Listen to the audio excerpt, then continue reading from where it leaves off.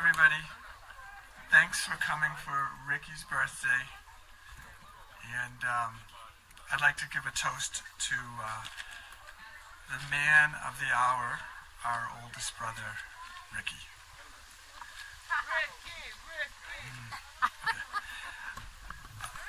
I came across this idea of what people who raise bamboo, and it's told me how difficult it is to grow. You plant the bamboo in the ground, and it doesn't rise for 3 years. And then on the 4th year, whoa, it's up 120 feet. And it bursts out of the ground like this green towering emerald bank. And the question is, did that bamboo plant grow 120 feet in 1 year or in 4 years?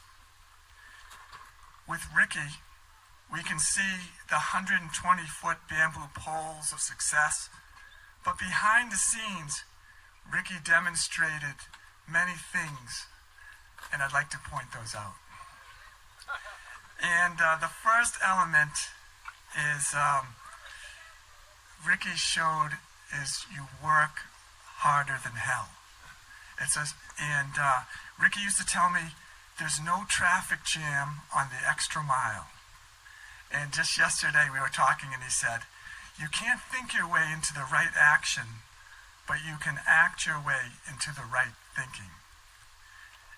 From William and Mary to Summers at Harvard, admission to Columbia Law School and 35 years on Wall Street in London, Ricky has worked harder and ran faster than a scalded dog. The governor of California, in the commencement address, said, remember, while you're out there partying and playing around, somewhere out there, other people are working hard, reading, and pursuing their dreams and goals. And that was Ricky, and I think, especially with so many young people here, what a great example he has set. And the second character Ricky demonstrates is a total commitment to self-improvement. Early in his career, Ricky decided he didn't want the drinking lifestyle anymore. And he didn't just twiddle his thumbs and hope he could change. He committed his whole life to self-improvement. Attended meetings every day, read more books than a librarian, went on retreats, sought the counsel of experts. Changing human habits and inserting the habits of a high-performance person is repeating those habits 1,000 times. Taking a complete inventory of ourselves, building and repairing loving relationships. What a fantastic example Ricky has set for all of us, that growth and change requires total commitment. Ricky told me last night, our intentions may be good, but the world judges us on our actions. Ricky became one of the finest persons I have had the pleasure of knowing. And his third character trait is to give back to society. Ricky has supported countless charities over the years, One Wayside Youth for at-risk teens, AIDS initiatives, and many more. And I think of Sergeant Shriver, who gave a commencement address, and he said to the young, break your mirrors. Yes, indeed, shatter the glass. In our society that is so self-absorbed, begin to look less at yourself and look out at the world, and you will see there are millions of people who are suffering and need your help. If not us, who? If not now, when? If not here, where? So when I see those 120-foot high bamboo shoots rising into the sky, and I like to remember the 3 years when most of the growth was under the ground and invisible. And if you work harder than hell, have a total commitment to self-improvement, and give back to society, you will become a big success. And you will also be my big brother, Ricky.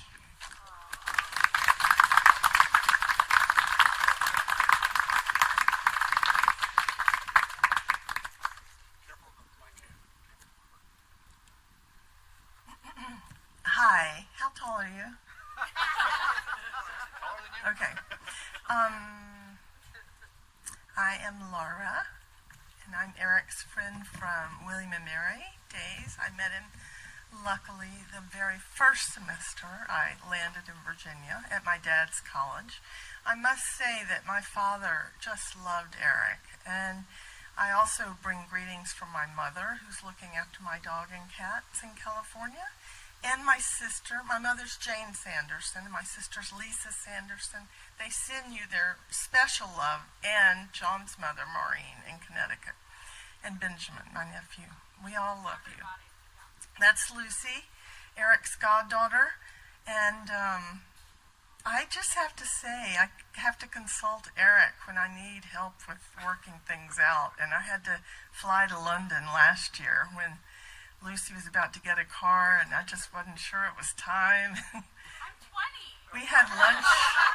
We had lunch at Ottolenghi, and Eric was like, relationships are more important than putting your foot down. So I had to think a lot. And I saw one other friend, and both of you all were of that opinion. So Lucy drives very well now. And but just it's been very helpful to me to have such a friend in my life. And my husband John and I consider Eric one of our best friends. We've had adventures all over the world, and that brings me to your family. Not only is it a national family who I've enjoyed spending time with from Virginia to Massachusetts, but it's an international family. I want to come to Australia, and I think that sums you up. But you do make me laugh more than anybody. Thank you.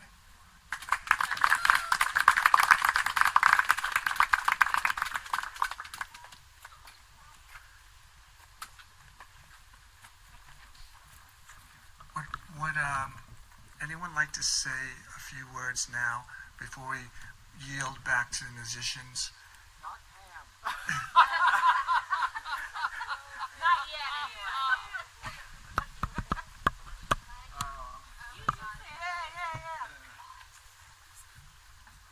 Gretchen Rowe. Oh, wow.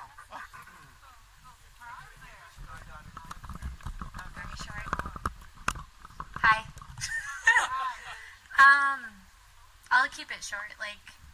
This is a testament to how loved Eric is, to have all of you come from, all over New England and California and Australia. Yeah, just cheers to Eric.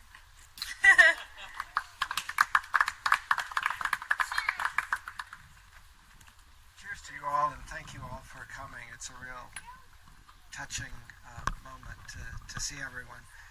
And I'd really like to meet the person Robbie was talking about, because I don't know him yet, but if anybody ever comes across him, do let me know. I think you've all heard my old people jokes, so I won't do those. Well, maybe I will. Living in Europe, the French have a real ability to cut to the chase.